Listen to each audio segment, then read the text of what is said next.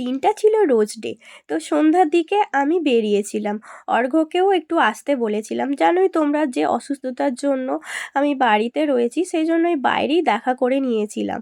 তো আমি একটা গোলাপের ছোট্ট বুকেট বানিয়ে নিয়ে গিয়েছিলাম। অর্ঘ্যও দেখলাম ও নিয়ে এসেছিল অনেকগুলো রোজ। ও আমাকে দিল, আমিও ওকে দিলাম। সেই আগের দিনের কথাগুলো মনে পড়ে গিয়েছিল আর কি। আগে মানে বিয়ের আগে। আমরা এভাবেই তখন রোজ ডে সেলিব্রেট করতাম। তো তারপরে আমি একটু খেয়েছিলাম মোমো। আমার তো জানোই কিছুই খেতে ইচ্ছা করে না। আর অর্ঘ্য খেয়েছিল চা।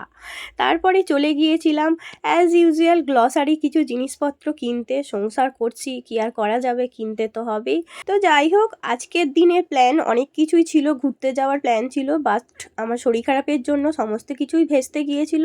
তো এখান থেকে টুকিটাকি জিনিসপত্র নিলাম, নিয়ে চলে গিয়েছিলাম সোজা বাড়ি। বাড়ি গিয়ে দেখো ফুলদানিতে সাজিয়ে রেখে দিয়েছিলাম ফুলগুলো। That's it, by.